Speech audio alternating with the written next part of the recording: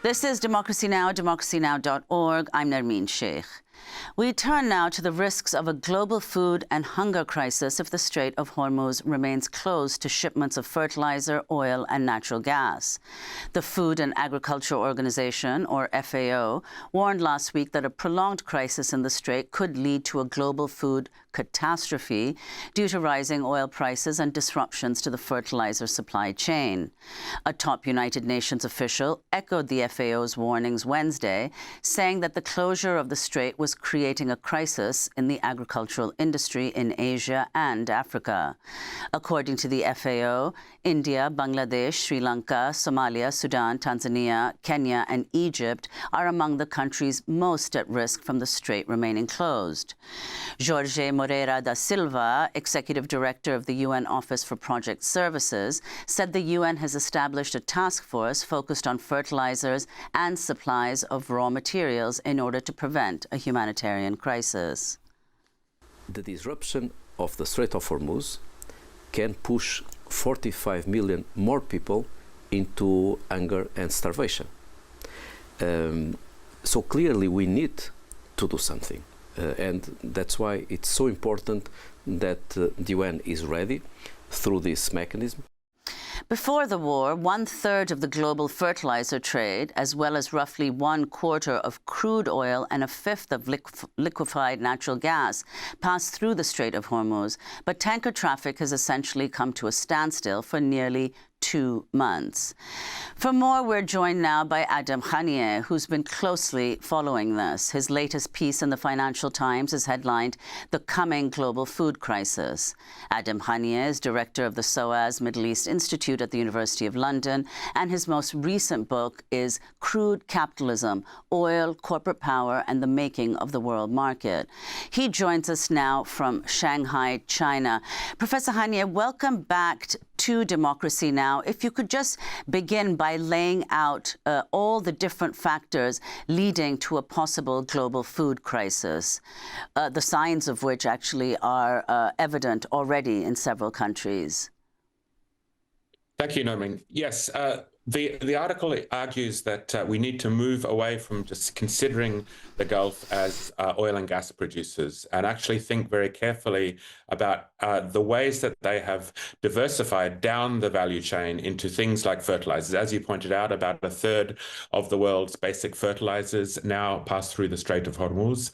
And in some of these chemicals like urea and ammonia, the Gulf monarchies stand as some of the world's largest producers. So the closure of the transport through the Strait of Hormuz has really strangled the global supply of these key fertilizer inputs. It's not just a question of supply shortages, of course. We're actually seeing price rises accompany this process as well. So we see supply shortages of fertilizers, price rises of fertilizers, as well, of course, price rises of basic energy, including gas and oil, which impact very deeply farmers and agricultural systems around the world. So this is, I think, as we've heard earlier, the Food and Agricultural Organization warning of the impact of this, and I think it is now that this real reality is actually becoming very clear. Professor Hanieh, the piece actually begins with laying out why it is that countries have become more dependent on the fossil fuel industry for the production of food. If you could explain what the Green Revolution did and how over the decades it's made fossil fuels so central to all kinds of agricultural production. Yes, the Green Revolution was an enormous transformation to agricultural production that took place in the post-war period through the 1950s and 1960s in particular. Countries like India, Mexico, and elsewhere were major epicenters of this revolution. And what it essentially did was it tied the introduction of new seed varieties to fossil fuel inputs, in particular synthetic fertilizers, as well as pesticides, and and of course, the mechanization of farm work itself, irrigation and so forth, that depended also on these on fuel imports, fossil fuel imports as well, inputs as well. So this kind of transformation brought with it enormous social and ecological costs that have been documented very well by those who study the Green Revolution. But it has done something actually much more fundamental, and which is being illustrated in this current war, is that it tied our food systems to fossil fuel inputs. It really closely tied the way that we do agriculture with these basic fossil fuel chemicals as well as energy sources. So when we see a moment of crisis as we do today, that's when these links become so apparent. And you speak specifically, in fact, in the piece about nitrogen fertilizer. The most widely used of nitrogen fertilizer is urea. So where is this produced and where exported? And what's happening with its production and distribution now? Well, there's nitrogen fertilizers are very important to consider in this story, because half of the world's food production depends upon this kind of fertilizers. We're talking here about things like urea and ammonia. These are the essential nitrogen fertilizers, and the Gulf monarchies have become leading exporters of these fertilizers. So Saudi Arabia is the world's largest exporter of urea, for instance. Oman, another Gulf monarchy, is the fourth largest. So these chemicals, these nitrogen products are no longer being shipped through the Strait of Hormuz from these countries, and this really does impact very dramatically the ability of countries like India, for instance, that depends very heavily. About 3/4 of India's ammonia imports come from the Gulf region, for instance. 30% of Morocco's nitrogen ammonia imports come from the Gulf. So these countries can become very heavily impacted when these supplies are cut. So let's go to what the Food and Agricultural Organization of the UN is warning. Maximo Torero, who is the chief economist of the FAO, spoke earlier this month about how the Strait's continued closure could affect decisions made by farmers. As we move to April and we move to May especially, then there will be decisions made by farmers. And that will imply that they will choose to move towards producing with less inputs if the Strait continues not to have mobility. It will imply that they will move to other commodities which they can fix more nitrogen, like, for example, move from wheat or maize to soybeans. And it will imply that they could allocate, because they will allocate more of these resources to biofuels. That will restrict the capacity, the amount of supply of commodities of food, and of course that will start to increase prices. And you have to add to that the uncertainties. The more uncertainty we have over the next weeks, the more the transmission will move.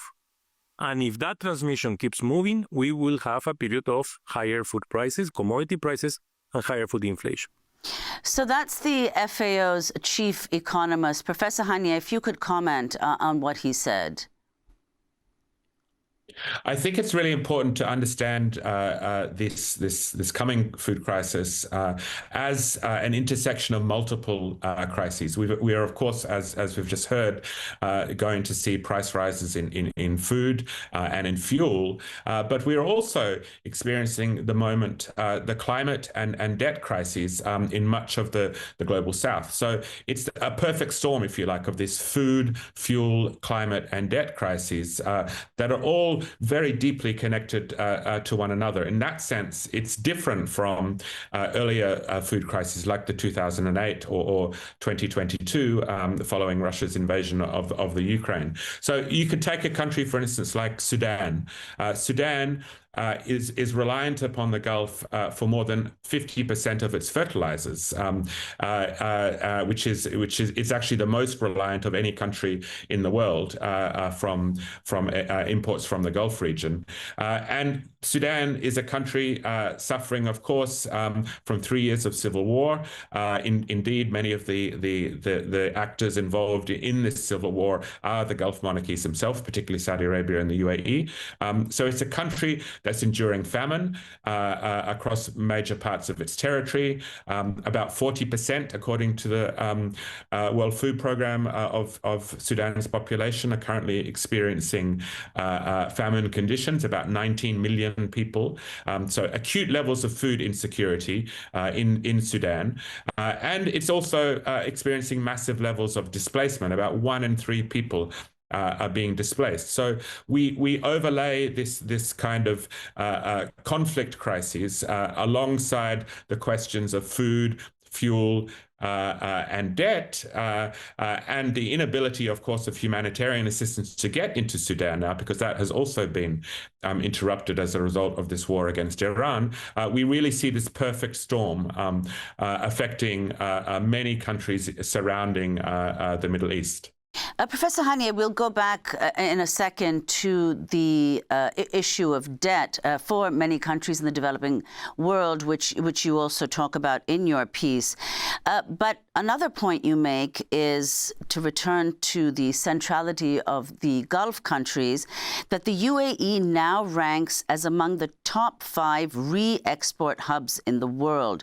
So if you could explain what this means for the distribution of food around the world, and talk also about Dubai's Jebel Ali port, which is the world's largest human-made harbor, as you point out. Yes, this is another critical part of the economic transformations that have taken place in the Gulf over recent decades. The emergence of the Gulf states, in particular the UAE, the United Arab Emirates, and in particular the Dubai Emirate, where Jebel Ali port is located, have emerged as key logistics centers globally. This means, of course, ports, as well as shipping infrastructure, air corridors, connected to economic zones, free zones, these kinds of logistics networks, which have now become deeply centered in the region. So when we talk about Dubai as one of the top 5 re-exporters, what that means is that goods are imported into Dubai and then exported elsewhere. So the Dubai and other Gulf states, but in particular Jebel Ali port, supplies a lot of the goods that are consumed not just in the Middle East, but also in surrounding areas like in the African continent and South Asia, where goods come into Dubai and then are re-exported there, including, of course, food. So this adds another dimension to the emerging crisis, because with those logistics corridors no longer operating, it makes it very difficult for countries to actually import their food through these logistics networks. One striking fact is that China, for instance, exports about 60% of China's exports to Europe and Africa pass through Dubai, pass through the UAE. So that shows its centrality to global trade, and of course, one of the reasons that the Emirate Dubai has become this epicenter of global trade is because of its role in the distribution of food.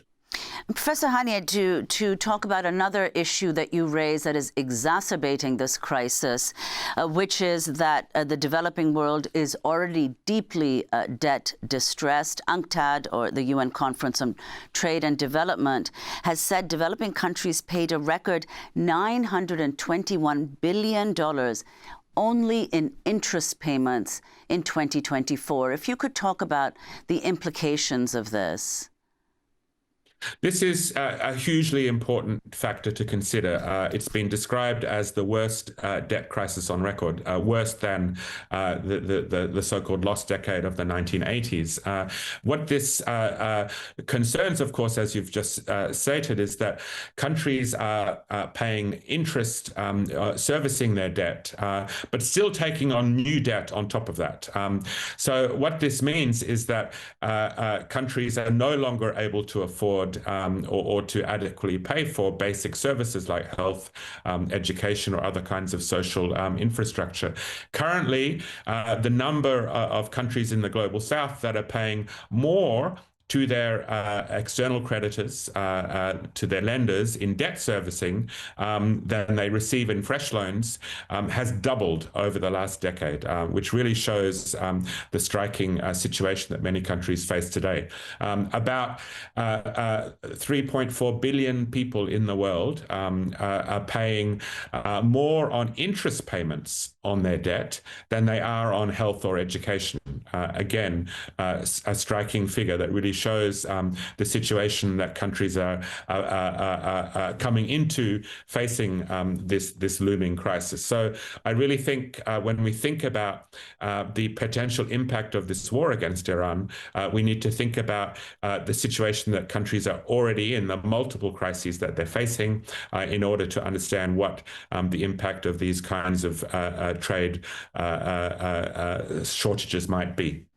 And finally, Professor Hanieh, before we end, if you could say, even if the fighting were to stop today and the strait is reopened, is it already too late to avert a global food crisis?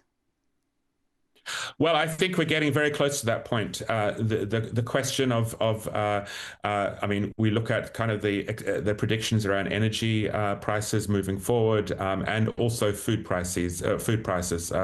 Earlier on, a few weeks ago, the Food and Agricultural Organization estimated for the first half of 2026 that prices of fertilizers would be 20%, up to 20% higher, and this is now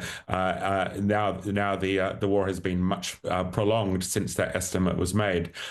So I think the kind of knock-on effects that we will see, we're already seeing fertilizer shipments being diverted to those wealthier countries that can pay. And it does mean, I think, that price rises and food inflation are certainly on the cards for the remainder of the year.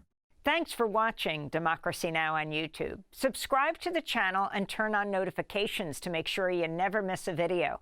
And for more of our audience-supported journalism, go to democracynow.org, where you can download our news app, sign up for our newsletter, subscribe to the daily podcast, and so much more.